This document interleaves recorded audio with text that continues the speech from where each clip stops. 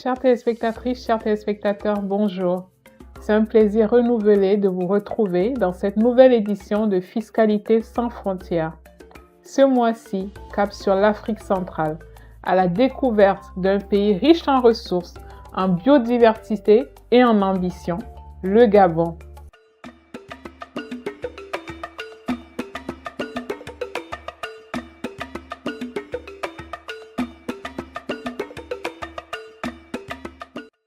Merci d'être au rendez-vous pour ce nouveau numéro consacré au Gabon, un pays charnière au cœur du bassin du Congo, souvent décrit comme un joyau vert de l'Afrique. Depuis quelques années, le Gabon s'attache à réinventer son modèle économique et fiscal pour sortir progressivement de la dépendance pétrolière et asseoir une croissance durable et inclusive. Permettez-moi de commencer par une citation d'Alain Karsenty, économiste, qui dit que le Gabon a été extrêmement actif dans sa diplomatie climatique, environnementale et a rencontré pas mal de succès. Cette reconnaissance internationale de l'engagement gabonais s'accompagne aujourd'hui d'une profonde transformation de son architecture fiscale, élément essentiel pour soutenir cette ambition environnementale tout en finançant son développement économique. Pour comprendre le Gabon d'aujourd'hui, il faut d'abord saisir la transformation profonde qui façonne son économie et son identité. Un pays où nature, ambition et stratégie se rencontrent.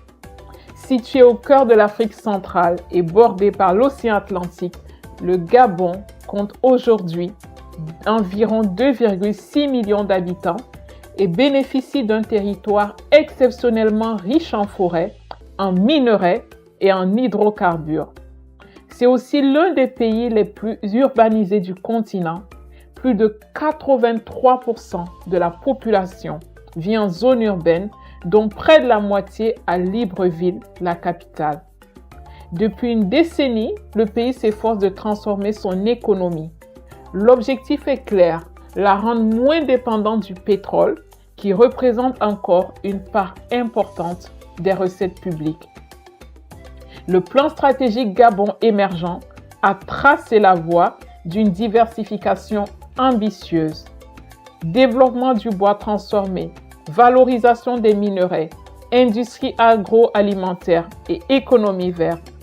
Le Gabon joue aussi un rôle central au sein de la CEMAC avec une monnaie stable, le franc CFA, et une influence croissante dans la coopération fiscale régionale. Sur le plan juridique, le pays applique le droit OHADA, garantissant aux investisseurs un environnement légal stable et harmonisé avec les standards régionaux.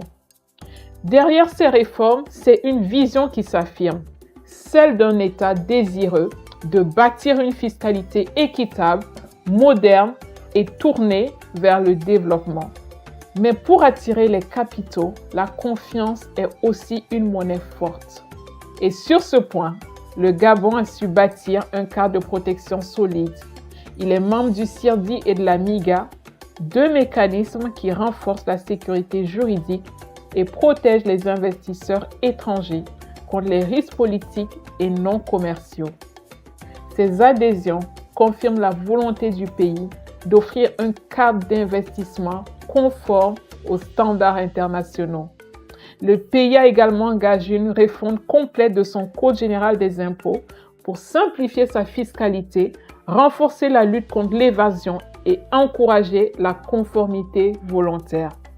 Les réformes portent notamment sur la digitalisation, la réduction des délais de remboursement de TVA et une meilleure interconnexion entre les administrations fiscales et douanières.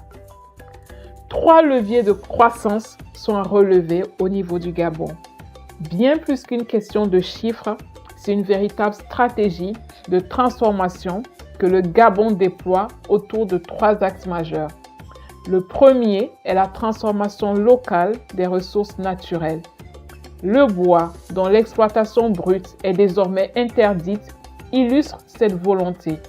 Il est désormais transformés sur place. Le Gabon est aujourd'hui le premier exportateur africain de contreplaqués tropicaux et le deuxième au niveau mondial. Le deuxième levier concerne la préservation forestière. Avec plus de 85% du territoire couvert de forêts, le pays s'impose comme un acteur majeur de la diplomatie climatique. Enfin, je dirais que le troisième axe est celui de la transition énergétique et de la valorisation du carbone. Le Gabon multiplie les partenariats internationaux dans l'écotourisme, le marché du carbone et les énergies renouvelables, misant sur son capital naturel pour diversifier ses sources de revenus. Libreville et Port-Gentil deviennent peu à peu des pôles économiques complémentaires, tandis que la ZES de Gnok incarne le modèle d'un Gabon industriel tourné vers l'exportation. Alors, pourquoi choisir le Gabon plutôt qu'ailleurs? Parce qu'ici, la stabilité rencontre l'audace. C'est un pays en pleine transition, doté d'un potentiel naturel exceptionnel et d'une volonté claire de réforme. Les investisseurs y trouvent un cadre légal stable, une fiscalité incitative dans des secteurs variés, bois, mines, zones franches, énergie et une administration modernisée. Le pays bénéficie d'une stabilité monétaire garantie par le franc CFA, d'infrastructures en développement, d'un guichet unique permettant de créer une entreprise en 48 heures et d'un accès privilégié au marché de la CEMAC et aux accords commerciaux régionaux. À cela s'ajoute la sécurité juridique du droit OHADA, les garanties du CIRDI et de la MIGA et l'appui constant de l'ANPI Gabon dans le suivi des projets d'investissement. Certes, le chemin n'est pas sans obstacles. La taille limitée du marché intérieur, la dépendance persistante aux matières premières, quelques lenteurs administratives à corriger et un besoin accru d'investir dans la formation. Mais malgré ces contraintes, le Gabon reste une destination prometteuse pour les investissements productifs, surtout ceux qui s'inscrivent dans la logique de transformation locale et de développement durable. Investir au Gabon, ce n'est pas seulement une opportunité, c'est un engagement dans une économie en pleine mutation.